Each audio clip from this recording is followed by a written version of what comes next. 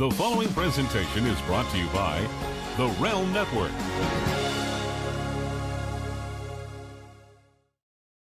This is Vince Russo's The Brand.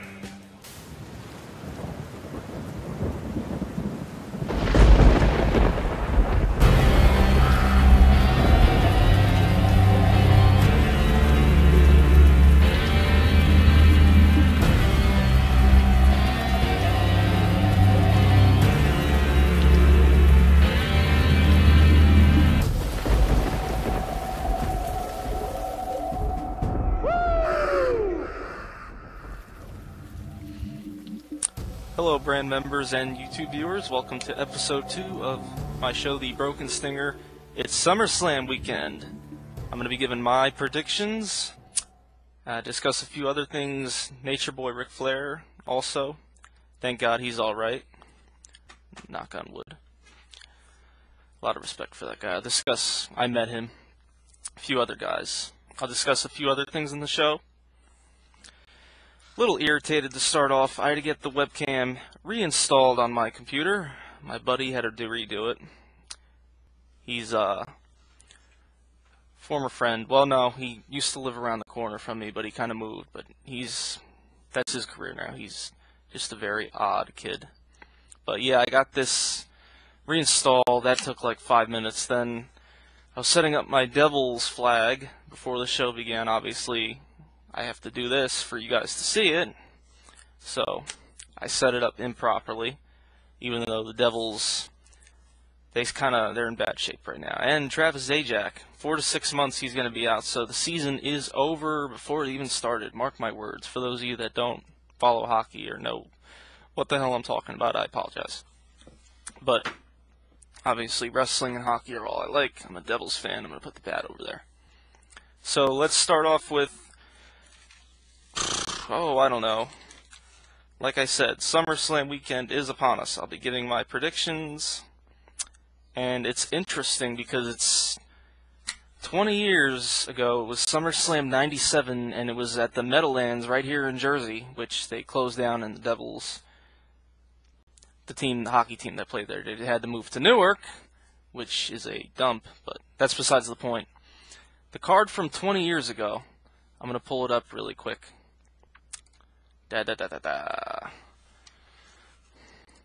Oh, by the way, if anybody asks, I was not in Canada last weekend.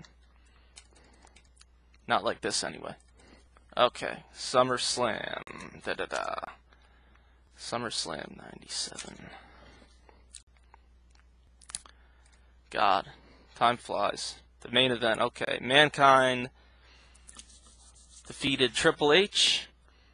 Mankind, obviously, Mick Foley, and we know where Triple H is. Goldust with Marlena defeated Brian Pillman.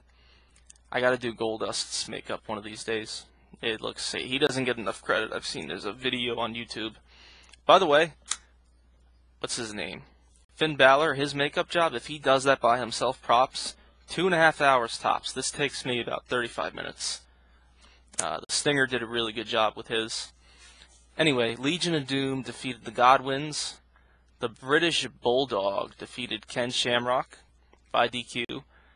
Los Boricas defeated the Disciples of Apocalypse. I'm not reading all these names.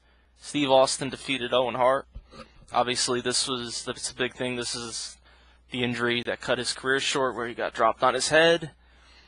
And, the rest is history.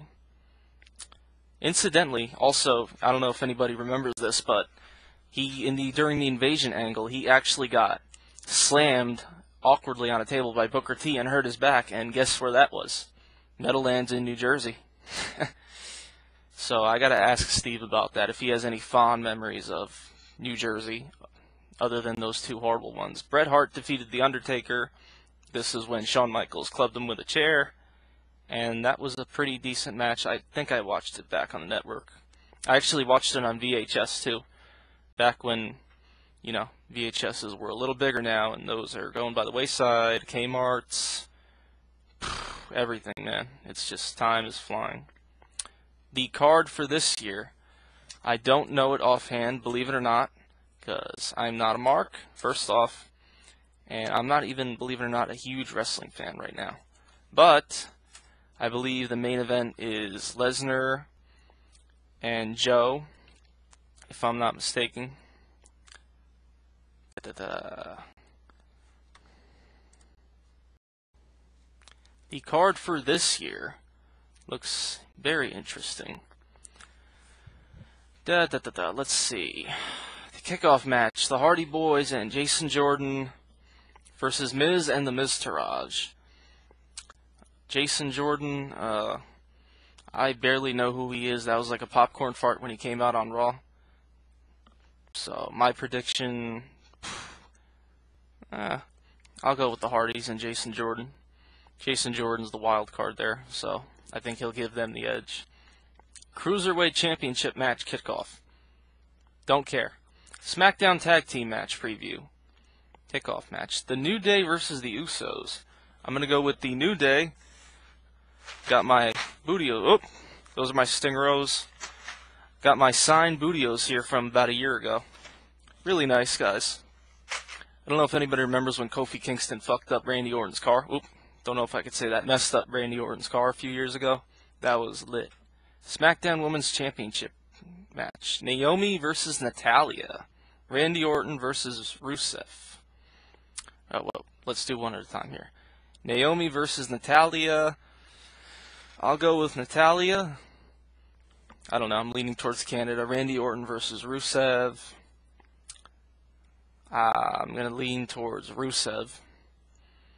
Incidentally, when I was at SummerSlam 2 years ago, he lost to Sheamus.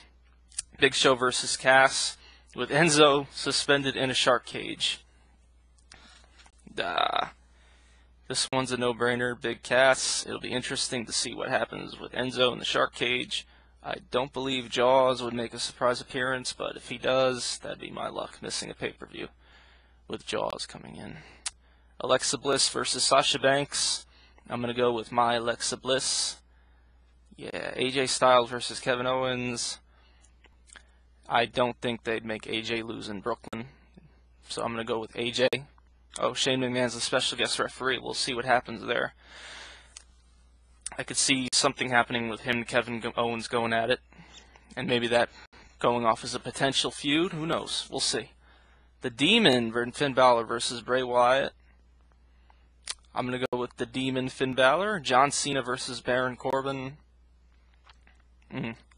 Meltzer Magoo, I'm going to go with John Cena. Jinder Mahal versus Shinsuke Nakamura. Probably butchered that. The champion. I think Nakamura is going to be the new champion. I think they're going to try to please the marks, so I'm going to go with Nakamura, even though I haven't watched a lot of SmackDown. If I'm wrong on any of these predictions, feel free to rub it in. If you don't care, you can kiss my stinger booty. No, you don't have to do that. You can kiss my Stingeros. There you go. By the way, somebody said last week I say, oh, a lot. Well, I apologize. I don't have a lot of experience with public speaking, so this is kind of winging it, so hopefully I get better.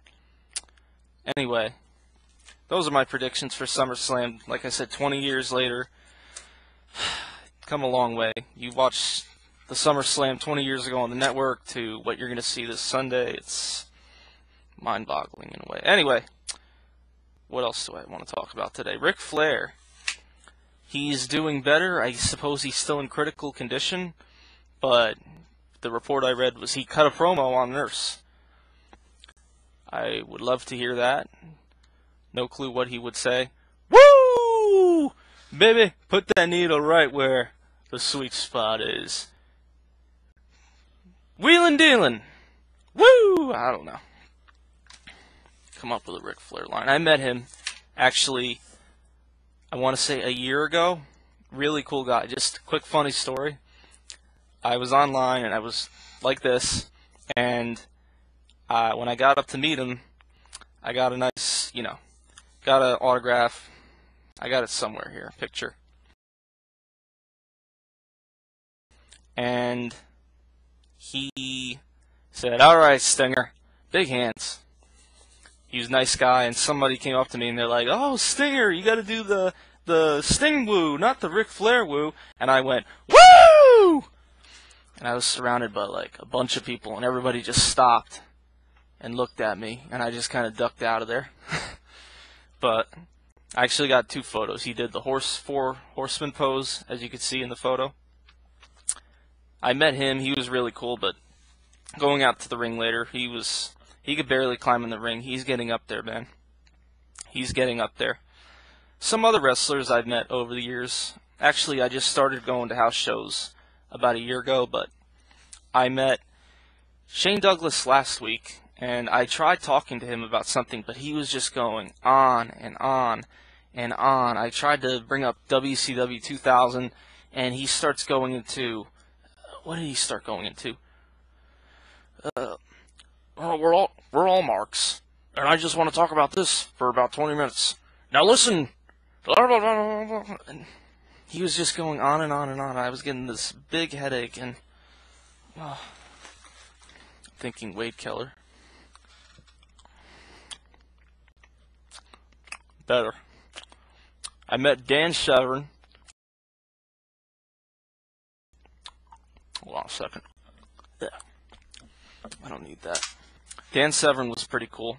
He wrestled a match. Really nice guy, really soft-spoken. Zach Gowen was really nice. I've met him. I met the Stinger, actually. I said to him, "It's an honor, man." He said, "The honor's all mine, buddy." The nicest wrestler I've had to say I've ever met had to be Cody Rhodes. I met him, and we talked for like 10 minutes, and he was just really nice, really down to earth. I met him again, and he's by far the nicest wrestler I met. The biggest jerk-off, I don't want to say that, but the guy I guess I'd say I'm least impressed with was Simon Gotch. And I met him 2 months ago, and what did I say to him? I brought up how the TV shows are trash these days, and he was like, "Well, they do really good revenue-wise and stuff like that." "Oh. Well, I hope you like my Sting cosplay." "Oh, actually, there's a guy in Florida that does a Sting cosplay." Whoa. Got a nice photo with him, but yeah, I was definitely the least impressed with him. Cody Rhodes, not only great wrestler, great guy.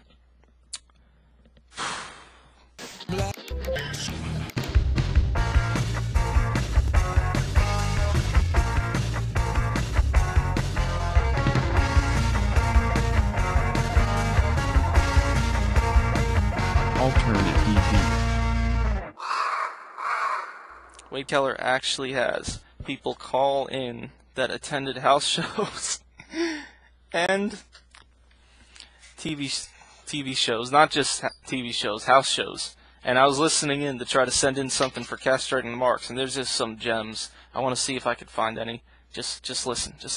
With their crowd response to Bailey and even the reaction to Seth pulling the handshake away. But we'll get the in-person reports in segment number 2, and then in segment number 3, coming up later, we'll answer your email questions. As always, if you have thoughts while you're watching Raw or SmackDown, questions or topics you want us to address, the email address is wadekellerpodcast@pwtorch.com. wadekellerpodcast@pwtorch.com. Oh, thanks to everybody, by the way, who signed up for a VIP membership over the last week. We announced our $1 sale last Marking Monday. for Finney, dreaming he's with me. Showing support for what we do by joining the VIP membership.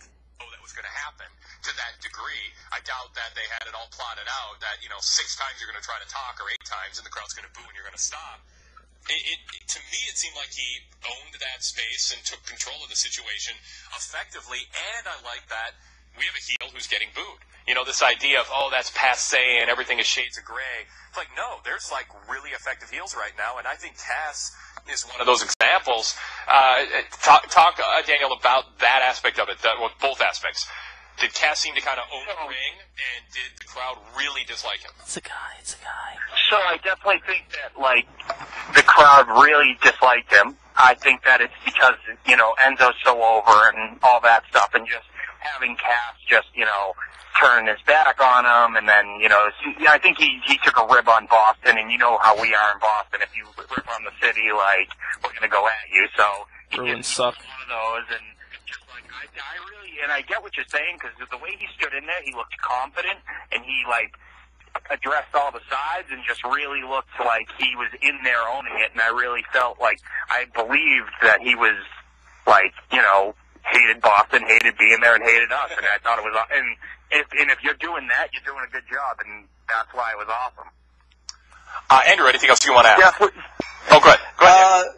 Yeah, go ahead. I was going to say, he definitely seems a lot more confident than when he first broke off from Enzo.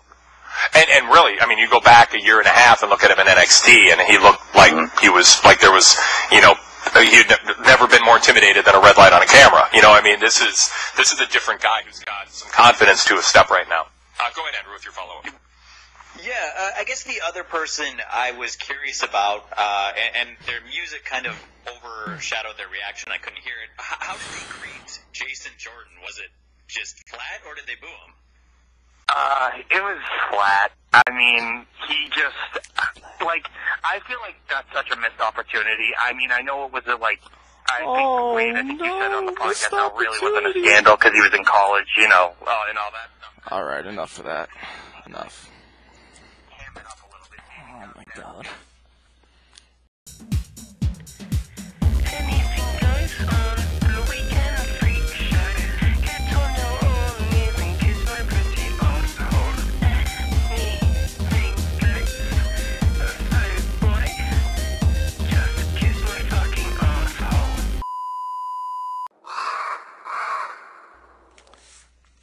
By the way, the false report about Ric Flair's colon surgery, which was complete BS, confirmed by his fiancée, was reported first, if I'm not mistaken, by none other than... Oop, losing control of my bat. Meltzer Magoo! Guess he gets it from his wrestling economics, I don't know. That's it for this week, guys. Be sure to subscribe and like. Or dislike, write some nasty comments down below. I didn't sing this week. I don't think I did a lot of uhs. I don't care too much. Yeah, I want to make the show better.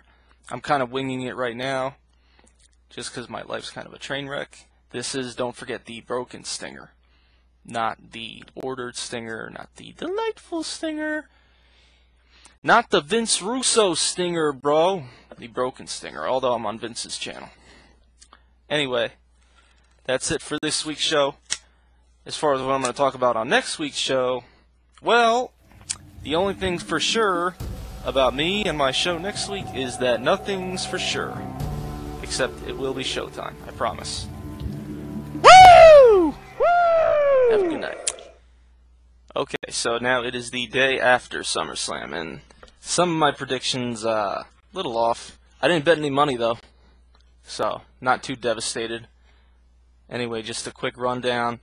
I noticed after I paint my face, I get a little tired. I'm going through some issues right now, so if I'm a little depressed during the videos, I apologize.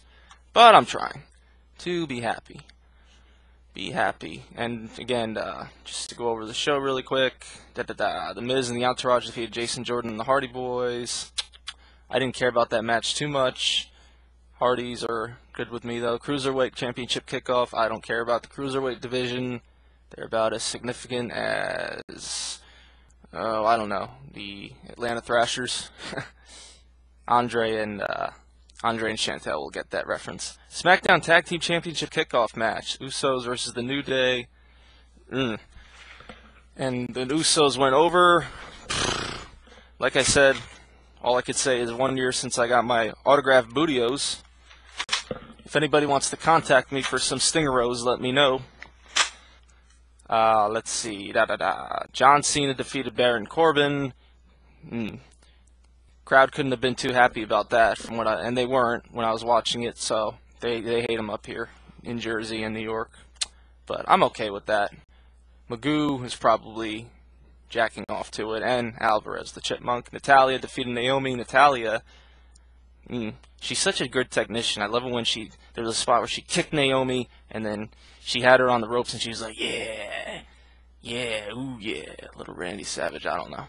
But she went over, and I think in my prediction, I predicted she would. So I was right about that. And Baron Corbin, John Cena, I believe I predicted John Cena, so I was right with that. Sasha Banks defeated my Alexa Bliss. I was wrong about that. With the nails. I didn't watch the match too much, so I can't remember. Big Cass defeated the Big Show. I called that. Finn Balor's entrance, or excuse me, Demon Balor, that was awesome. He defeated Bray Wyatt. Who didn't see that coming a mile away with an NXT crowd? Randy Orton defeated Rusev. I don't remember my prediction on that, but man, Rusev, he's gone. Jinder Mahal defeated Shinsuke Nakamura. I just want to say I am sick of hearing this guy's name. It's stupid. I'm sorry. And his entrance, he comes out like this, like he's drunk. I didn't get it. It was actually the first time I saw his entrance, so I'm okay with Jinder Mahal going over. I think in my prediction, though, I actually picked Nakamura, so I was wrong about that.